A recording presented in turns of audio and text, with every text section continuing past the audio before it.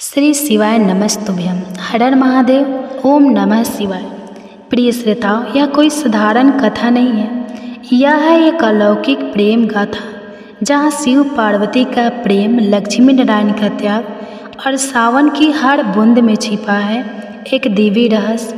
प्रिय श्रोताओं, अगर आप इस कथा को अधूरी छोड़ देंगी तो शायद भगवान शिव की कृपा भी अधूरी रह जाए। इसलिए पूरा इसे अंत तक सुनना, क्योंकि हर पल हर शब्द में छुपा है आपकी आत्मा को छू लेने वाला सच्चा प्रेम। मेरी प्यारी बहनों, सावन में शिव की इस प्रेम लीला को महसूस कीजिए। सखियों, सावन का प्रथम सोमवार था। कैलाश पर्वत पर हर दिशा में मेघों की गूंज उठ रही थी। आकाश में काले बादल उमड़ घुमड़ रहे थे। बर्फीली कैलाश पर भी एक अनोखी हरियाली छाने लगी थी, मानो प्रकृति स्वयं सावन के स्वागत में फूल बिछा रही हो। माँ पार्वती अपनी कुटिया के बाहर बैठी थी। हाथ में तुलसी के पत्ते और फूल थे और उनकी आंखें आकाश की ओर टिकी थी, जैसे किसी प्राचीन रहस्य को पढ़ रही हो। तभी शिव जी ध्यान से बाहर निकले। उनकी जटाओं से गंगा की एक पतली धार गिरती रही और उनकी आंखों में सावन की मस्ती की चमक थी। देवी शिव बोले, आज का दिन कुछ विशेष है। प्रकृति के बीच कोई रहस्य हिलोर मार रहा है। पार्वती मुस्कुराई, स्वामी, यह वही दिन है जब मैंने 8 जन्मों की तपस्या पूरी की थी, लेकिन आज का सावन कुछ अलग क्यों प्रतीत हो रहा है। तभी दक्षिण दिशा से एक मधुर ध्वनि उठी, घुंघरू और शंख की स्वर लहरिया, और तभी आकाश में एक दिव्य रथ उतरा जिसमें लक्ष्मी नारायण विराजमान थे। आकाशवाणी हुई, हे शिव, हे पार्वती, समय आ गया है एक ऐसे वन में प्रवेश करने का जहाँ तुम्हें स्वयं अपनी शक्ति के स्वरूप का दर्शन होगा। शिव और पार्वती ने लक्ष्मी नारायण को प्रणाम किया और बिना कोई प्रश्न किए उनके साथ उस वन की ओर चल दिए जहाँ मोर नाच रहे थे, हरियाली झूम रही थी और हर पत्ता कोई गढ़ कथा कह रहा था। वह वन कोई साधारण वन नहीं था। वहाँ हवा में चंपा और बेला की खुशबू थी और जमीन पर बिछे थे बेलपत्रों के स्वर्णिम धागे। मोर पंख फैलाकर नाचते थे, मानो कोई दिव्य रस्म निभा रहे हो। जैसे ही चारों देवता उस वन में पहुँचे, वृक्षों ने अपने आप रास्ता दे दिया। एक पुरातन वृक्ष के नीचे एक स्त्री बैठी थी। उसकी आंखों में सारा ब्रह्मांड समाया हुआ था। वह देवी नहीं थी, पर सामान्य भी नहीं लगती थी। उसने शिव को देखा, पार्वती की ओर देखा, फिर लक्ष्मी और नारायण की ओर। स्वागत है त्रिपुरारी, स्वागत है बैंड के वासी। क्या तुम उस रहस्य को जानने आए हो जो तुम्हारे भीतर ही छिपा है, पर आज तक तुमने उसे पहचाना नहीं। पार्वती की आंखों में जिज्ञासा भर गई। हे माथे पर आप कौन हैं और कौन सा रहस्य? उस स्त्री ने मुस्कुराकर कहा, मुझे लोग वंश कहते हैं। मैं उसी प्रेम की प्रतिनिधि हूँ जो सावन में हर कण में बहता है, और आज तुम चारों को वो दर्शन होगा जो इस ब्रह्मांड में केवल एक बार संभव होता है। शिव ने पहली बार हल्के से हाथ जोड़े और बोले, कृपा करे हमें उस यात्रा पर ले चले। बाजिया ने अपनी आंखें मूंदी और एक मंत्र उच्चारित किया। तभी एक जलधारा फूट पड़ी जिससे एक दीप निकलकर आकाश में लहराया और एक नई भूमि पर गिरा। एक भूमि जो इस युग में नहीं थी, शायद किसी अन्य लोक में। और फिर वन्या की आंखों से निकली ज्योति जब आकाश को चीरती हुई उस अन्य लोक की भूमि पर गिरी तो समस्त ब्रह्मांड जैसे एक पल को शतबद्ध हो गया, चारों ओर गूंजने लगा। प्रेम लोक एक ऐसा लोक जिसे आज तक ना देवों ने देखा, ना ऋषियों ने, ना ही स्वयं त्रिदेवों ने। शिव, पार्वती, लक्ष्मी और नारायण चारों उस ज्योति के पीछे पीछे उसी लोक में प्रवेश कर गए। वहाँ की धरती चांदनी से भी उज्जवल थी। वृक्ष मोती की पत्तियों ओढ़े खड़े थे और हर शाख पर एक मोर बैठा मधुर नृत्य कर रहा था। बारिश की बूंदें वहाँ धीमे धीमे गिरती थी, मानो हर बूंद कोई गीत गा रही हो। पार्वती ने धीमे स्वर में पूछा, स्वामी, क्या आपने पहले कभी ऐसा लोक देखा है? शिव मुस्कुराए, नहीं देवी, और मैं नहीं जानता हूँ। यह वही लोक है जो केवल उस प्रेम से प्रकट होता है जो निस्वार्थ हो, पूर्ण हो और निसंकल्प हो। तभी एक कमल की पंखुड़ी खुली और उसमें से एक आकाशवाणी निकली, जैसे स्वयं सृष्टि बोल रही हो। यह प्रेम लोक तुम्हारे भीतर का प्रतिबिंब है। जो प्रेम तुमने अपने हृदय में बोया है वही तुम्हें इस द्वार तक लाया है।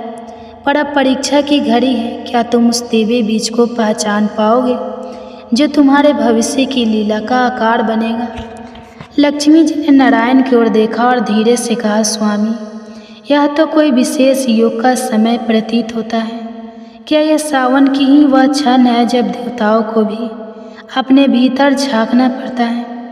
नारायण ने धीरे से पार्वती की ओर देखा, फिर शिव से कहा, महादेव, यह भूमि केवल उसी को सत्य दिखाता है जो अपने प्रेम को संपूर्ण संपन्न मानता है। हमें अलग अलग जाना होगा।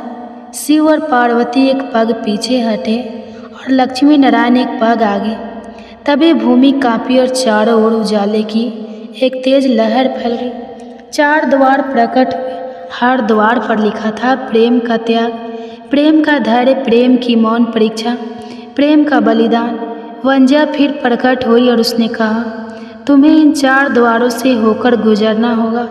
हर द्वार पर तुम्हारे प्रेम की एक परत छूटेगी और जो अंत तक बचेगा वही सच्चा प्रेम कहलाएगा। शिव और पार्वती पहले द्वार पर पहुँचे। प्रेम का त्याग द्वार के भीतर प्रवेश करते ही वे एक अन्य अदृश्य में पहुँच गए। वहाँ एक सुंदर झील थी और उस झील के किनारे पार्वती अकेली बैठी थी। उनके नेत्रों में आंसू थे और शिव अदृश्य हो चुके थे। पार्वती की आवाज़ भराई हुई थी, स्वामी, आपने मुझे क्यों छोड़ दिया? क्या मेरी भक्ति में कुछ कमी रह गई? उस क्षण पार्वती के सामने एक वृद्ध स्त्री आई जो देखने में सामान्य थी, पर उसकी आंखों में काल के पार का ज्ञान था। उसने कहा, बेटी, प्रेम तभी सच्चा होता है जब त्याग कर देने पर भी तुम उसका सम्मान करो। शिव ने तुम्हारा त्याग नहीं किया, उन्होंने तुम्हें वह दृष्टि दी है जिससे तुम स्वयं को पहचान सको। पार्वती ने अपनी आंखें मूंद दी और कहा, अगर प्रेम केवल साथ में रहने का नाम नहीं बल्कि आत्मा से जुड़ने का नाम है तो मैं शिव को छोड़कर भी शिवमय हूँ। दृश्य बदल गया। शिव और पार्वती फिर से द्वार के दूसरी ओर प्रकट हुए, एक साथ लेकर। अब उनके बीच कोई शब्द नहीं, केवल मौन था, पर उस मौन में प्रेम बह रहा था। लक्ष्मी नारायण भी अभी अपने द्वार से निकले। उन्होंने धन, वैभव और भव्यता को त्याग कर केवल कमल पुष्प के संग उस द्वार को पार किया था।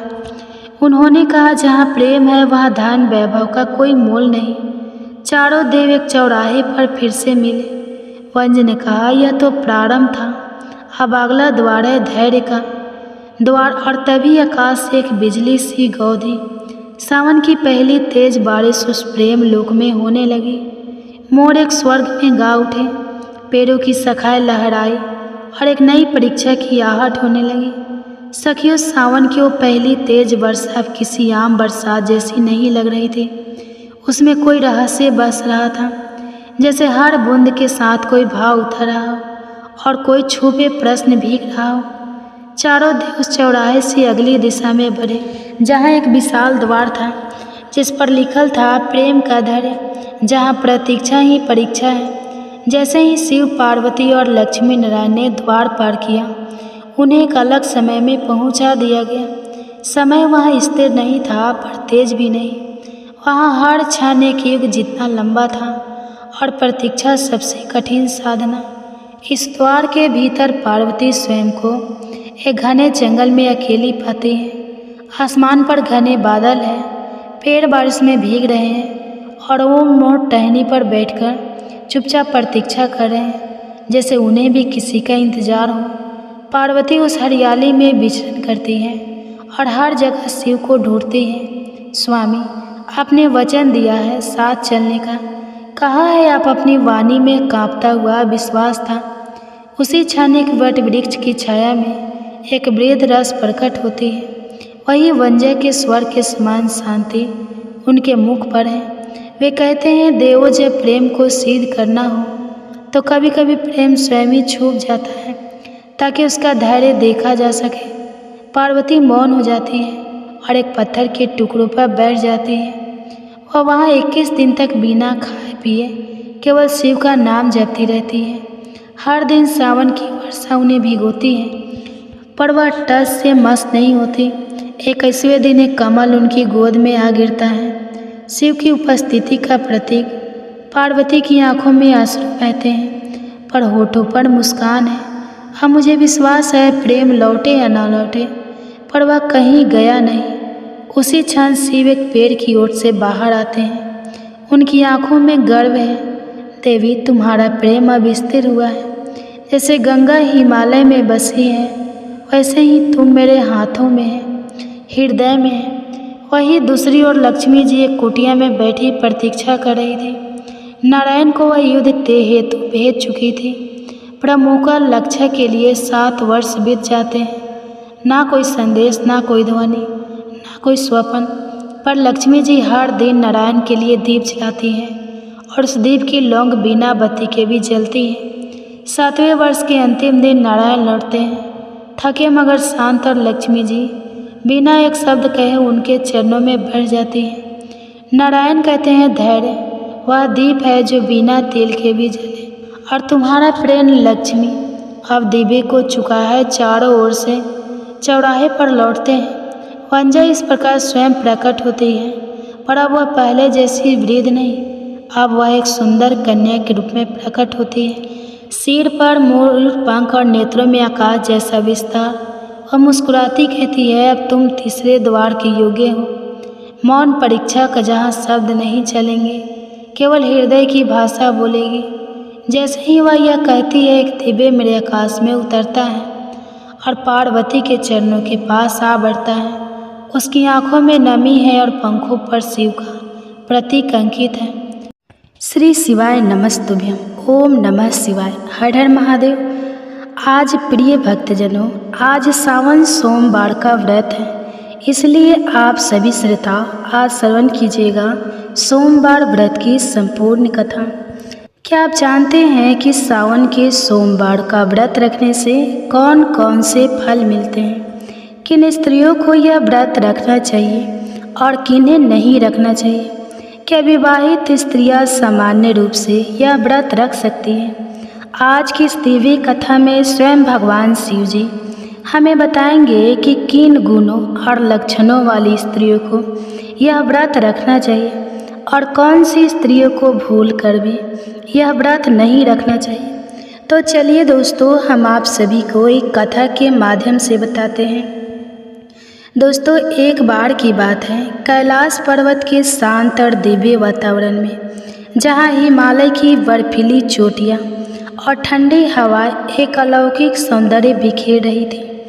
भगवान शिव और देवी पार्वती एक विशाल शिलाखंड पर विराजमान थे। चारों ओर बर्फ से ढके पर्वत, झरनों की मधुर ध्वनि और सन्यासियों के मंत्रोच्चारण से वातावरण और भी पवित्र हो रहा था। भगवान शिव अपने त्रिशूल के सहारे ध्यान मग्न थे और उनके मस्तक पर चंद्रमा, गले में सर्प और शरीर पर भस्म उनकी महिमा को और बढ़ा रहे थे। देवी पार्वती ने अपने प्रिय नाथ की ओर देखा और श्रद्धापूर्वक पूछा, हे प्रभु, मैंने सुना है कि श्रावण सोमवार का व्रत सभी व्रतों में सर्वोत्तम है। यह व्रत क्यों किया जाता है? इसे करने से मनुष्य को कौन सा फल प्राप्त होता है? और हे महादेव, इस व्रत को कौन कर सकता है और कौन नहीं? इसके नियम क्या है? कृपया मुझे विस्तार से बताएं। भगवान शिव ने अपनी गहरी और करुणामय दृष्टि से पार्वती की ओर देखा, हल्के से मुस्कुराए और बोले, हे पार्वती, तुम्हारा प्रश्न अत्यंत उचित है। श्रावण सोमवार का व्रत मेरे भक्तों के लिए अत्यंत प्रिय और फलदायी है। यह व्रत प्रत्येक मनुष्य को करना चाहिए, विशेष रूप से विवाहित स्त्रियों और अविवाहित कन्याओं के लिए यह अत्यंत महत्वपूर्ण है। इस व्रत को सच्चे मन और विधि विधान के साथ करने से सभी मनोकामनाएं पूर्ण होती हैं, पापों का नाश होता है और अंत में मोक्ष की प्राप्ति होती है। मेरी कृपा दृष्टि इस व्रत को करने वाले पर सदा बनी रहती है। उन्होंने आगे कहा, लेकिन हे देवी, इस व्रत के नियमों का पालन करना अनिवार्य है। नियमों के उल्लंघन से व्रत निष्फल हो जाता है और भक्त को पाप का भागी बनना पड़ सकता है।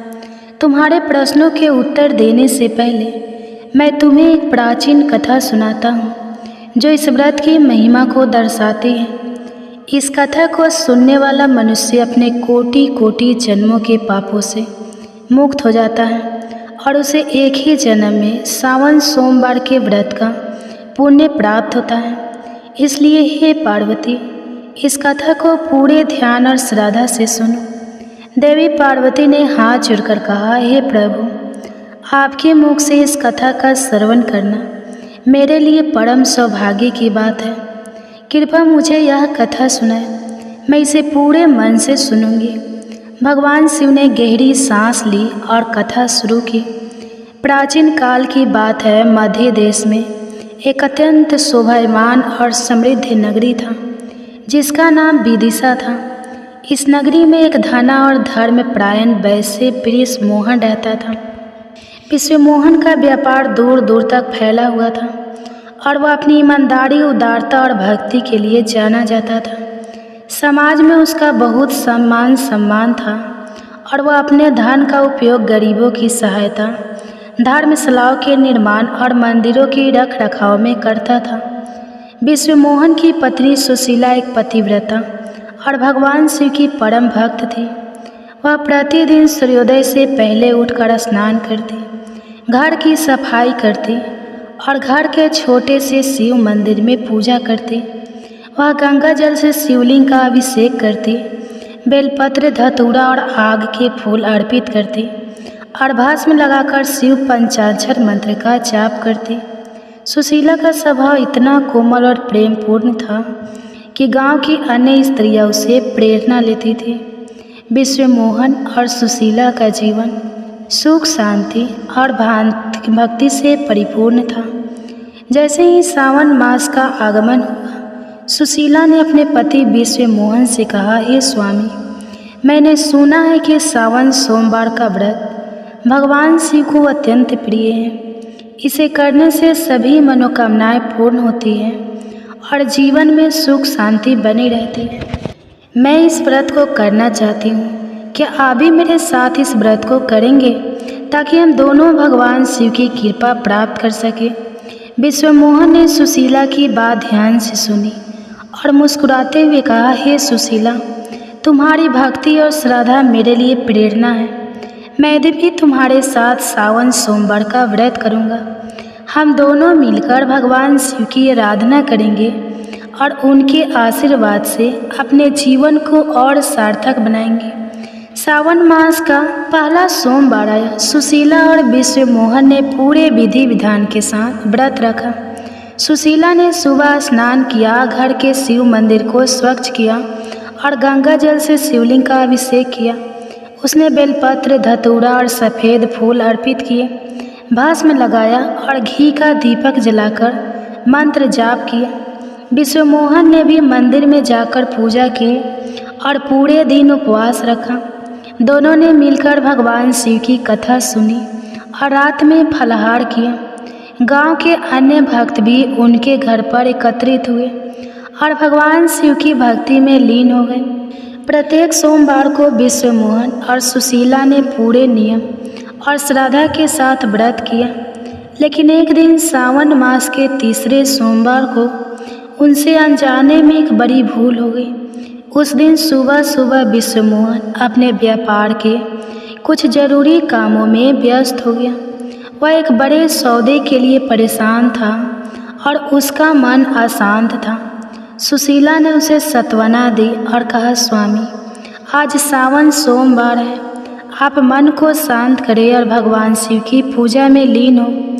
विश्वमोहन ने सुशीला की बात मानी, लेकिन उसका मन अभी भी व्यापार की चिंताओं में डूबा था। सुशीला की सुंदरता और प्रेमपूर्ण व्यवहार ने उसके मन को कुछ देर के लिए शांत किया। इस प्रेम के क्षणों में दोनों ने अनजाने में शारीरिक संबंध स्थापित कर लिए। उन्हें यह नहीं पता था कि सावन सोमवार के व्रत के दिन ब्रह्मचर्य का पालन करना अनिवार्य है और इस नियम का उल्लंघन व्रत को भंग करने के समान है। इस भूल के कारण उनका व्रत टूट गया और एक महापाप उनके हिस्से में आ गया। सुशीला ने पूजा तो की, लेकिन उसका मन विचलित था। उसने सोचा कि शायद उसकी पूजा में कोई कमी रह गई। विश्वमोहन भी अपनी चिंताओं में डूबा रहा और पूजा में पूरी तरह ध्यान नहीं दे सका। कुछ दिनों बाद विश्वमोहन ने अपने व्यापार को और विस्तार देने के लिए विदेश जाने का निर्णय लिया। उसने एक बड़े सौदे के लिए एक पड़ोसी देश में जाना तय किया, जहां वह अपनी वस्तु बेचने वाला था। उसने अपने सेवकों से कहा, हे सेवकों, हमें व्यापार के लिए विदेश जाना है। एक मजबूत नौका तैयार करो ताकि हम नदी के रास्ते से जा सकें। सुशीला ने विश्वमोहन को विदाई देते हुए कहा, हे स्वामी, आप सुरक्षित जाइए और जल्दी लौट आइए। मैं भगवान शिव से आपकी रक्षा के लिए प्रार्थना करूंगी। विश्वमोहन ने मुस्कुराते हुए कहा, चिंता ना करो सुशीला, मैं जल्दी लौट आऊँगा। तुम घर का ध्यान रखना और भगवान शिव की पूजा नियमित रूप से करना। विश्वमोहन नौका में अपने कुछ सेवकों और सामान के साथ नदी के रास्ते विदेश की ओर निकल पड़ा। यात्रा शुरू में सुखद रही। नदी का शांत प्रभाव, किनारों पर हरियाली और पक्षियों की मधुर ध्वनियाँ मन को शांति दे रही थी। लेकिन कुछ दिनों बाद अचानक नदी में एक भयंकर तूफान आ गया। आसमान में काले बादल छा गए, बिजलियाँ चमकने लगी और हवा इतनी तेज हो गई कि नौका डगमगाने लगी। विश्वमोहन और उसके सेवक घबरा गए। उन्होंने नौका को नियंत्रित करने की बहुत कोशिश की, लेकिन तूफान की तीव्रता के सामने उनकी सारी कोशिशें नाकाम रहीं। अचानक एक विशाल लहर ने नौका को अपनी चपेट में ले लिया और नौका पलट गई। विश्वमोहन और उसके सेवक नदी के तेज प्रभाव में बह गए। नौका में सवार सभी लोग चीखने चिल्लाने लगे, लेकिन उनकी आवाज़ तूफान की गर्जना में दब गई। कुछ ही क्षणों में नौका पूरी तरह नदी में डूब गई और विश्वमोहन सहित सभी लोग लापता हो गए। विदिशा नगरी में जब विश्वमोहन की नौका डूबने का समाचार सुशीला तक पहुंचा, तो वह सदमे में डूब गई। उसका हृदय दुख से भर गया और वह फूट फूट कर रोने लगी। अपने अपने सास ससुर को यह दुखद समाचार सुनाया। विश्वमोहन की माँ कमला को अपने पुत्र की मृत्यु का समाचार सुनकर गहरा आघात लगा। वह शोक और क्रोध से भर उठी। कमला ने सुशीला पर सारा दोष मढ़ते हुए कहा, अरे पापनी, यह सब तेरे पापों का फल है। तूने अवश्य ही कोई महापाप किया है, जिसके कारण मेरा बेटा इस तरह समय काल के गाल में समा गया। तो इस घर की लक्ष्मी नहीं, अभिशाप है। सुशीला ने रोते हुए कहा, हे माता, मैं एक पतिव्रता नारी हूँ। मैंने कभी अपने पति के लिए अशुभ नहीं सोचा। कृपया मुझे ऐसा ना कहें। मुझे विश्वास है कि मेरे पति जीवित हैं और भगवान शिव की कृपा से वे लौट आएंगे। कमला ने क्रोध में कहा, अरे कर लूठा, तू भोली बनने की कोशिश मत कर। तेरे जैसी पापनी स्त्रियों के पति जवानी में ही मर जाते हैं। तूने कोई घोर पाप किया है, जिसके कारण मेरे बेटे को यह दंड मिला। अब तो इस घर में नहीं रह सकती। यहाँ से चली जा और जहाँ चाहे वहाँ जा। सुशीला ने गिड़गिड़ाते हुए कहा, माता, मेरे पति के सिवा मेरा इस दुनिया में कोई नहीं। कृपया मुझे घर से ना निकाले। लेकिन कमला ने क्रूरता से सुशीला को घर से बाहर निकाल दिया और कहा, जा उसी नदी में डूब मर जिसमें मेरा बेटा डूबा। तुझे इस घर में रहने का कोई हक नहीं। सुशीला अपने सास के कठोर शब्दों से आहत और अपने पति के वियोग में दुखी रोती हुई घर से निकल पड़ी। वह चलते चलते घने जंगल में पहुंच गई। जंगल में एक विशाल बरगद का वृक्ष था, जिसके नीचे एक प्राचीन शिव मंदिर था। मंदिर का वातावरण शांत और पवित्र था। सुशीला ने शिवलिंग को देखा और उसके सामने बैठकर फूट फूट कर रोने लगी। उसने प्रार्थना की, हे भोलेनाथ, मुझसे ऐसी क्या भूल हो गई कि मुझे यह दंड मिला। आप तो दया के सागर हैं, आप सबको क्षमा कर देते हैं। फिर मेरे द्वारा ऐसा कौन सा पाप हुआ जो क्षमा के योग्य नहीं? कृपया मेरी भूल बताइए और मेरे पति की रक्षा करें। सुशीला ने घंटों तक शिवलिंग के सामने प्रार्थना की, लेकिन उसे कोई जवाब नहीं मिला। उसका मन और अधिक विचलित हो गया। उसने सोचा, यदि मेरे पति की मृत्यु के लिए मैं ही जिम्मेदारी हूँ तो मुझे जीवित रहने का कोई अधिकार नहीं। एक पतिव्रता स्त्री को अपने पति के साथ ही मर जाना चाहिए। यह सोचकर उसने आत्महत्या करने का निश्चय किया। वह उस नदी की ओर चल पड़ी जिसमें विश्वमोहन की नौका डूबी थी। जैसे ही सुशीला नदी के किनारे पहुंची और छलांग लगाने वाली थी, तभी एक चमत्कार हुआ। भगवान शिव एक साधु के रूप में प्रकट हुए। उनका स्वरूप तेजस्वी और शांत था। उन्होंने सुशीला का हाथ पकड़ा और कहा, हे पुत्री, रुक जाओ। यह क्या अनर्थ करने जा रही हो? आत्महत्या सबसे बड़ा पाप है। किसी भी मनुष्य को अपने प्राण लेने का अधिकार नहीं। सुशीला ने साधु को देखा और रोते हुए बोली, हे मुनिवर, मुझे जीवित रहने का कोई अधिकार नहीं है। मेरे पति उसी नदी में डूब गए और मैं उनके बिना नहीं जी सकती। न जाने मेरे द्वारा कौन सा पाप हुआ जिसके कारण ये विपत्ति आई। साधु रूपी भगवान शिव ने कहा, हे पुत्री, मैं तुम्हारे बारे में सब जानता हूँ।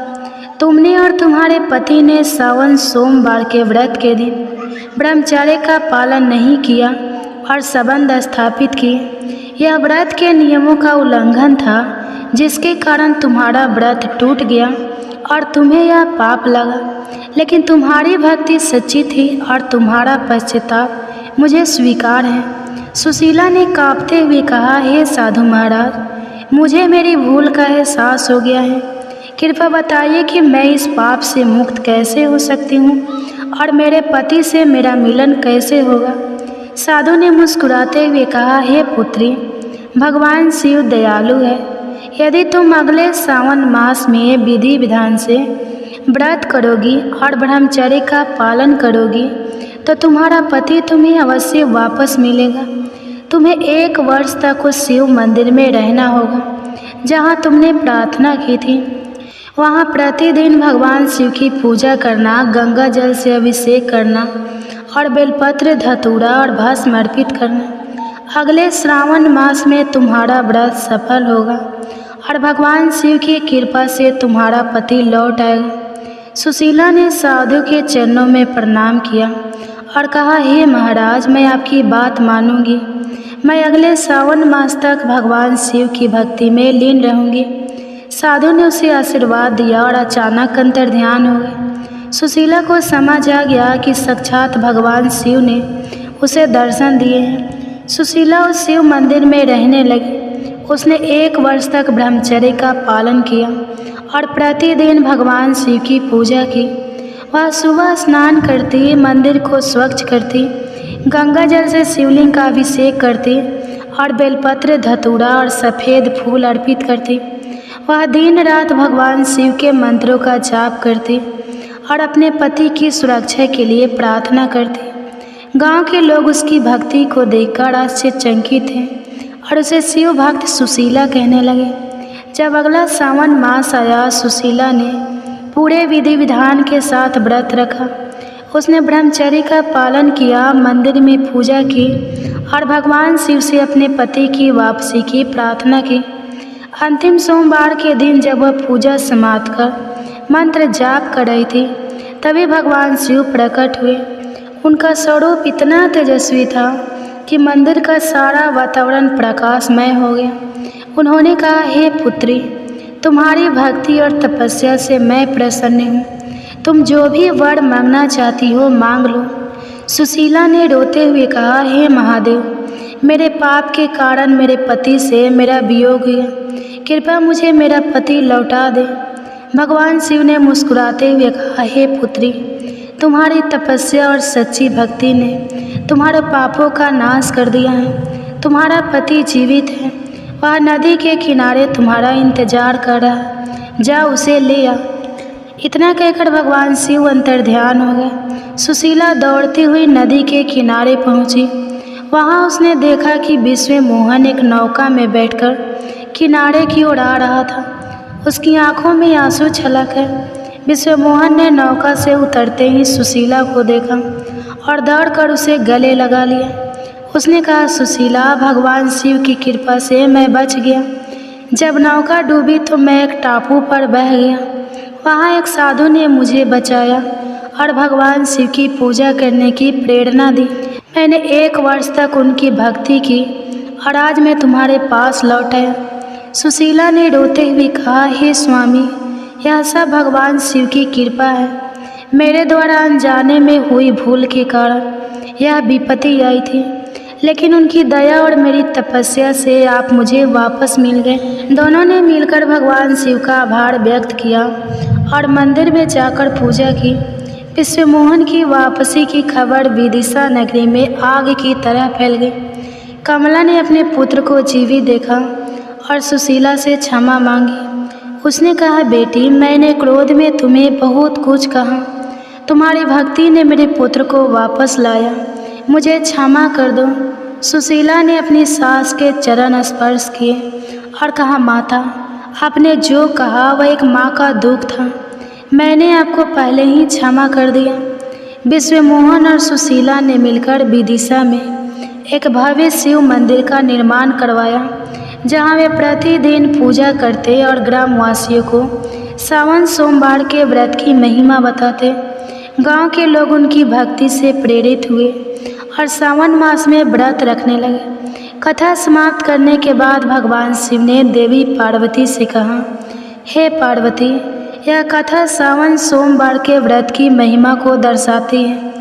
अब मैं तुम्हारे प्रश्न का उत्तर देता हूँ। सावन सोमवार व्रत के नियम एक स्नान और पतिव्रता व्रत के दिन प्रातः काल स्नान करें और शुद्ध वस्त्र पहने।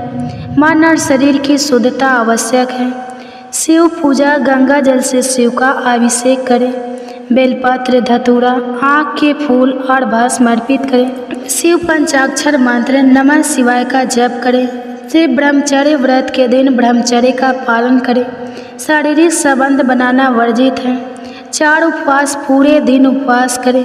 रात में फलाहार या हल्का भोजन लें। 5 सत्कर्म, दिन भर सत्कर्म करें। झूठ ना बोले और किसी का अपमान ना करें। शिव की कथा श्रवण, सावन मास सोमवार की कथा सुने या पढ़ें। इससे व्रत का फल कई गुना बढ़ जाता है। मनोकामना की पूर्ति या व्रत सभी मनोकामना पूर्ण करता है, चाहे वह सुख, समृद्धि, संतान या वैवाहिक जीवन की शांति हो। पाप का नाश व्रत करने से सभी पाप नष्ट हो जाते हैं और भक्त की आत्मा शुद्ध होती है। मोक्ष की प्राप्ति सच्ची भक्ति और नियमित व्रत से भक्त को मोक्ष की प्राप्ति होती है। शिव कृपा, भगवान शिव की कृपा से भक्त का जीवन सुखमय और शांतिमय होता है। किन्हें व्रत नहीं करना चाहिए? भगवान शिव ने कहा, हे पार्वती, कुछ लोग इस व्रत के योग्य नहीं हैं, उन्हें यह व्रत नहीं करना चाहिए। वन पति को छोड़कर अन्य पुरुष के साथ रहने वाली स्त्री, ऐसे स्त्री ने विवाह के पवित्र बंधन का उल्लंघन किया होता है। यह व्रत शिव पार्वती के प्रेम और संपर्ण का प्रतीक है, इसलिए ऐसी स्त्री को यह व्रत नहीं करना चाहिए। नंबर 2, पत्नी के अलावा अन्य स्त्री के साथ संबंध रखने वाला पुरुष, ऐसा पुरुष विवाह की निष्ठता तोड़ता है। यह व्रत केवल निष्ठावान लोगों के लिए है। 4 पति का अपमान करने वाली स्त्री, ऐसी स्त्री जो अपने पति का सम्मान नहीं करती, वह इस व्रत के पवित्र उद्देश्य को पूरा नहीं कर सकती। बुरा आचरण रखने वाले, कपटपूर्ण मन और बुरे आचरण वाले लोग इस व्रत के लिए योग्य नहीं है, क्योंकि यह व्रत आत्मशुद्धि और सत्कर्म का प्रतीक है। यह कथा सुनकर देवी पार्वती ने भगवान शिव को प्रणाम किया और कहा, हे प्रभु, आपकी कृपा से मैंने सावन सोमवार के व्रत की महिमा और नियम समझ लिया। यह कथा हर भक्त को प्रेरणा देगी। भगवान शिव ने कहा, हे पार्वती, यह कथा युगों युगों तक मेरे भक्तों को प्रेरित करेगी। जो भी इस कथा को श्रद्धा से सुनता है, उसके सभी पाप नष्ट हो जाते हैं और उसे मेरी कृपा प्राप्त होती है। सावन सोमवार का व्रत सभी के लिए लाभकारी है। इसे सच्चे मन और नियमों के साथ किया जाए। दोस्तों, यह कथा हमें सिखाती है कि सावन सोमवार का व्रत सच्ची भक्ति, आत्म संयम और सत्कर्म का प्रतीक है। भगवान शिव की कृपा से कोई भी संकट असंभव नहीं है। हमें इस व्रत को विधि विधान से करना चाहिए और नियमों का पालन करना चाहिए। यदि अनजाने में कोई भूल हो जाए तो पश्चाताप और सच्चे भक्ति से भगवान शिव से क्षमा कर देते हैं। तो आइए इस श्रावण मास में हम सभी सच्चे मन से भगवान शिव की पूजा करें, उनके व्रत का पालन करें और हर हर महादेव का उच्चारण करें। यदि आपको यह कथा पसंद आई तो कृपया कमेंट बॉक्स में हर हर महादेव अवश्य लिखें। इस वीडियो को लाइक करें, चैनल को सब्सक्राइब करें और अपने और दोस्तों के साथ, परिवार के साथ इस कथा को शेयर करें। अब एक और कथा सुनिए, भगवान शिव भक्त के सच्ची कथा है भोलेनाथ की बड़ी ही दुर्लभ कथा, केदारनाथ धाम के बारे में। तो आप सभी जानते ही होंगे, यह देवों के देव महादेव का पवित्र और बहुत ही प्राचीन मंदिर है। यह मंदिर भोलेनाथ जी को ज्योतिर्लिंगों में से एक है। ज्योतिर्लिंग का अर्थ है जिस शिवलिंग में स्वयं भगवान शिव की ज्योति विद्यमान है। क्या आपको पता है कि केदारनाथ को जागृत महादेव भी कहा जाता है? केदारनाथ को ही क्यों कहा जाता है जागृत महादेव? क्या इसके पीछे कोई दूरी घटना है या कोई सत्य कथा? तो आज की इस वीडियो में हम आपको बताएंगे कि केदारनाथ को क्यों कहा जाता है जागृत महादेव। आज की यह कथा केदारनाथ धाम में घटित एक सच्चे शिव भक्त की कहानी है। बहुत समय पहले की बात है, जब हमारे देश में बस और ट्रेन की अच्छी सुविधा उपलब्ध नहीं थी। अगर किसी को सफ़र करना होता था तो धनवान लोग बैलगाड़ी और घोड़े का सहारा लेते थे, लेकिन गरीब लोगों के लिए पैदल यात्रा करना ही एकमात्र उपाय था। उसी समय एक निर्धन शिव भक्त ने भगवान केदारनाथ ज्योतिर्लिंग के दर्शन का प्रण किया और पैदल यात्रा आरंभ कर दी। रास्ते में लोगों से पूछ कर वह केदारनाथ धाम की ओर बढ़ने लगा। मन में शिव दर्शन की इच्छा लिए वह हमेशा भगवान शिव का ही स्मरण करता रहा। उसके घर से केदारनाथ धाम काफ़ी दूर था। सफ़र करते करते उसे 2 महीने बीत गए थे। जब वह केदारनाथ पहुंचा तब उस समय वहां पर बर्फ़ पड़ रही थी और ऐसा लग रहा था कि मंदिर बंद है और वहाँ कोई भी नहीं है। यह बात आप भी जानते होंगे कि केदारनाथ धाम के पट 6 महीने के लिए खुलते हैं और 6 महीने के लिए बंद होते हैं। जब केदारनाथ धाम के बर्फ़ पड़ने लगती है तो मंदिर के पट बंद कर दिए जाते हैं। वह निर्धन शिव भक्त जब केदारनाथ धाम पहुंचा तो वहाँ बर्फ़ पड़ने लगे थे और ठंड के मौसम की बस शुरुआत ही हुई थी। उसने देखा कि मंदिर के पुजारी जी मंदिर के पट बंद करके अपने घर जा रहे हैं। उसने तुरंत उस पुजारी जी से आग्रह किया कि उसे एक बार केदारनाथ महादेव के दर्शन करने दिया जाए। पुजारी जी ने उससे कहा कि बेटा, अब मंदिर के पट तो 6 महीने के बाद ही खुलेंगे, अब तो 6 महीने बाद आना। ऐसा सुनकर उस शिव भक्त की आंखों में आंसू आ गए और मन ही मन वह बहुत दुखी हो गया। उसने फिर से आग्रह किया और पुजारी जी के पैर पकड़ लिए और गिड़गिड़ाते हुए बोला, मैं बहुत दूर से आया हूँ, 2 महीने पैदल चलकर और जगह जगह रुक कर मुझे महादेव के दर्शन करने दो। तब पुजारी जी ने उसकी एक ना सुनी और उससे कहा, अगर दर्शन करना है तो 6 महीने बाद आना, या तो यही 6 महीने तक रुक जाओ, लेकिन इस ठंड और बर्फ में तुम यहाँ एक रात भी नहीं रुक पाओगे। मेरी बात मानो और वापस लौट जाओ। हम पट नहीं खोल सकते। अगर कोई धनवान व्यक्ति होता तो शायद पट खोल भी सकते थे, लेकिन उस निर्धन के लिए कौन पट खोलता? पुजारी जी के जाने के बाद निर्धन शिव भक्त निराश होकर मंदिर के बाहर बैठा रो रहा था और एकाएक उसने यह मना कर दिया, मन बना लिया कि बिना दर्शन करे मैं यहाँ से जाऊँगा नहीं। उसे महादेव पर पूरा विश्वास था और उसे यकीन था कि महादेव कोई ना कोई लीला अवश्य दिखाएंगे। ऐसा सोचकर उसने वही मंदिर के बाहर रुकने का प्रण ले लिया। महादेव के भक्त भी बड़े विचित्र होते हैं। वह महादेव के दर्शन किए बिना मानते ही नहीं। केदारनाथ की बर्फीली ठंड में वह शिव भक्त मंदिर के बाहर बैठा और भगवान शिव का स्मरण कर रहा था। रात होते ही ठंड और बढ़ गई और अब उस जगह पर किसी भी मनुष्य के लिए एक पल ठहरना भी कठिन था। लेकिन वह भक्त वहीं बैठा रहा। उसी दौरान उसने रात के अंधेरे में एक औढ़ड़ दानी बाबा को अपनी ओर आते हुए देखा। वह अघोरी बाबा उसके पास आए और उन्होंने उससे पूछा कि तुम इस वक्त यहाँ क्या कर रहे हो। फिर उस शिव भक्त ने अघोरी बाबा को समस्त हाल कह सुनाया।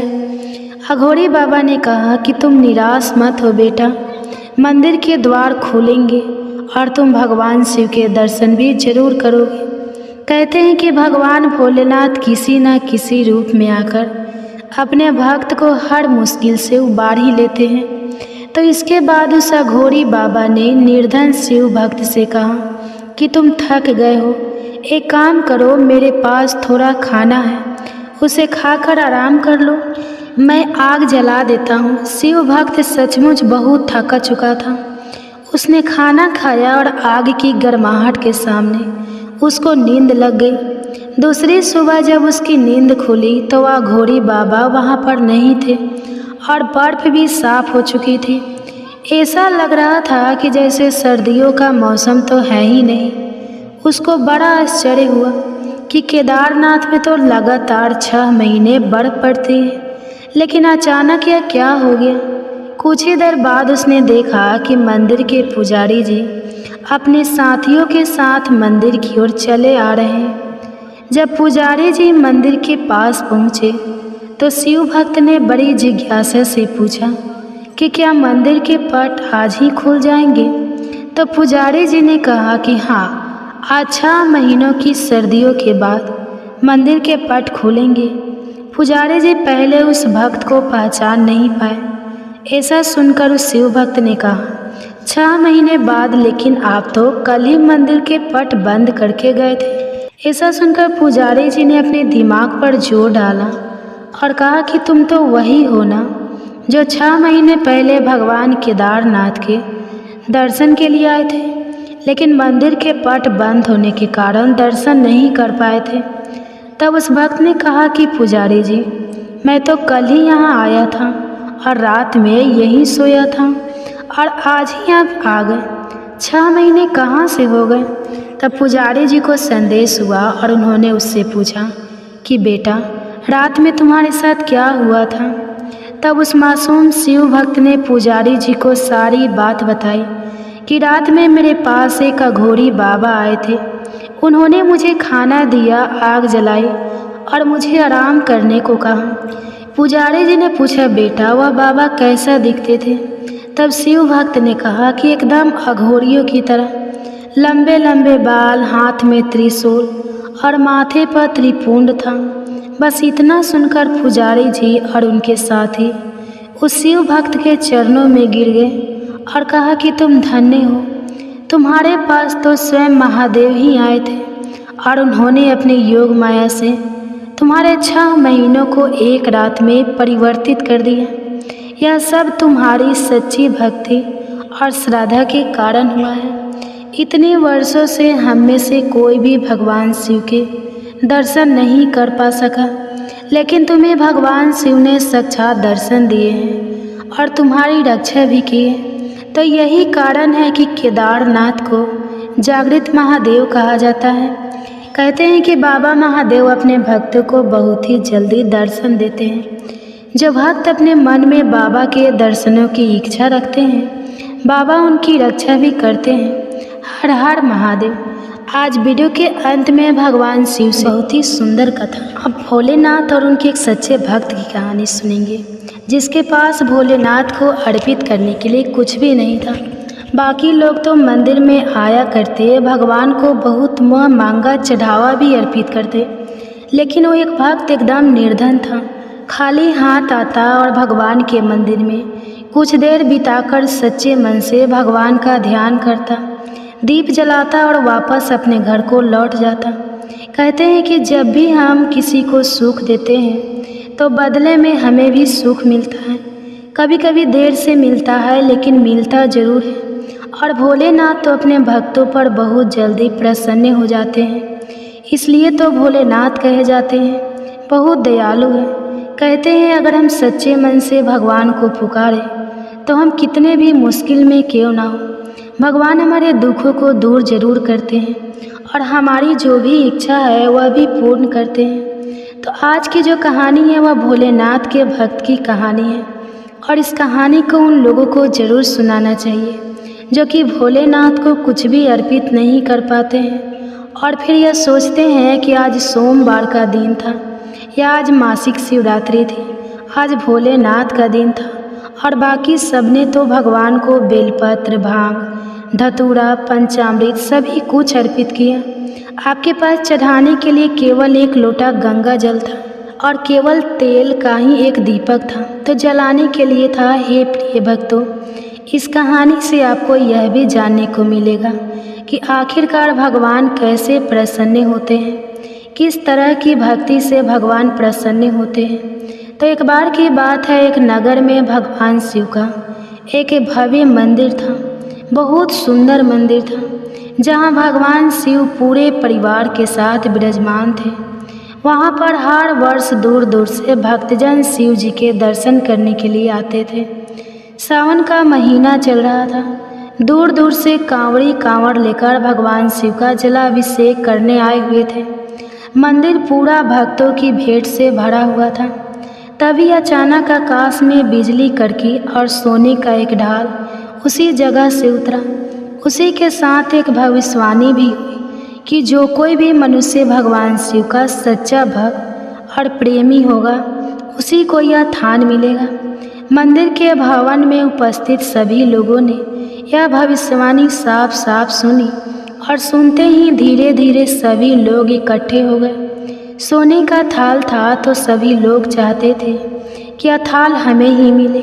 जो लोग मंदिर की व्यवस्था देखते थे, यानी कि हर दिन मंदिर में साफ सफाई की व्यवस्था देखते थे, मंदिर में हर दिन पूजा पाठ की व्यवस्था देखते थे, उन्हें तो यह बिल्कुल विश्वास था, पर विश्वास भी पूरा था कि यह ढाल तो हमें ही मिलेगा, क्योंकि हम ही हैं जो इस मंदिर की देखभाल भी करते हैं और सच्ची सेवा भी करते हैं और सबसे पहले पूजा भी हम ही इस मंदिर में करते हैं। तो इस तरह से उन्हें तो पूरा विश्वास था, इसलिए वह भीड़ में सबसे आगे जाकर खड़े हो गए कि हम इस थाल को सबसे पहले छुएंगे। सबसे पहले एक पंडित जी आए और बोले कि देखिए, मैं भगवान का हर दिन नियम से अभिषेक करता हूँ, इसलिए मैं ही भोलेनाथ का सबसे सच्चा प्रेमी और भक्त हूँ, इसलिए यह थाल तो मुझे ही मिलनी चाहिए। ऐसा कहकर पंडित जी ने सोने का थाल उठाया। जैसे ही पंडित जी ने थाल को छुआ, वह थाल सोने की जगह पीतल का हो गया, वो पीतल में बदल गया, जिसे देखकर पंडित जी बड़े शर्मिंदा हुए। उन्होंने थाल को उसकी जगह पर रख दिया और वहाँ से दूर खड़े हो गए। इसी तरह वहाँ पर भीड़ में उपस्थित लोगों ने बारी बारी से खुद को आजमाया। बाकी जितने भी लोग वहाँ पर थे वह सभी आते थाल को छूते और थाल कभी मिट्टी का तो कभी पीतल का बन जाता, वह थाल सोने का नहीं रहता। इस तरह वह थाल को उसी जगह रहकर वापस आ जाते थे। इसके बाद जब उस नगर के राजा को इस बारे में पता चला तो राजा दौड़े दौड़े आए। राजा थे, धन सुख संपत्ति की कोई कमी नहीं थी। राजा सोचने लगे कि मैंने महादेव के मंदिर में बहुत भारी दान दक्षिणा दी है, मंदिर निर्माण में भी मैंने सहयोग किया है, इसलिए यह थाल तो मुझे ही मिलना चाहिए। ऐसा कहकर जैसे ही राजा आगे बढ़े और जैसे ही थाल उठाया, थाल तांबे का हो गया। यह देखकर महाराज भी बड़े शर्मिंदा हुए। थाल तो वापस चुपचाप उसी जगह पर रखकर एक तरफ खड़े हो गए। इसके बाद इसी तरह एक से बढ़कर एक दानी महात्मा और भक्त पधारे, लेकिन किसी के हाथ में था पीतल का हो गया और किसी के हाथ में तांबे का हो गया और किसी के हाथ में मिट्टी का हो गया। सोने का तो रहा ही नहीं। तब सभी लोगों को पता चल गया कि हम में से कोई भी महादेव का सच्चा भक्त है ही नहीं। यानी कि अब तक हमने अपने जीवन में महादेव की जो पूजा भक्ति की है वो सच्ची थी ही नहीं, वह सभी में स्वार्थ या झूठ था, दिखावा था। उसी समय एक गरीब किसान का वहाँ आना हुआ। बेचारा महीनों बाद चतुर्मास के शुभ अवसर पर भोलेनाथ के दर्शन करने आया हुआ था। चतुर्मास का समय कभी भी बुरा नहीं होता। चतुर्मास के समय में शुभ मांगलिक कार्य नहीं किए जाते, लेकिन इन 4 महीनों में भगवान की भक्ति जरूर करनी चाहिए। पूजा पाठ से संबंधित जैसे कि आप भजन कीर्तन महापुराणों की कथाओं का पाठ या श्रवण इन दिनों में कर सकते हैं। तो चतुर्मास के शुभ अवसर पर बेचारा बहुत दिनों के बाद वह भोलेनाथ के दर्शन करने आया हुआ था। एक तो गरीबी, ऊपर से गृहस्थी के बोझ तले दबा हुआ वह गरीब दिन रात खेतों में मेहनत मजदूरी करके अपना और अपने परिवार का गुजारा किया करता था।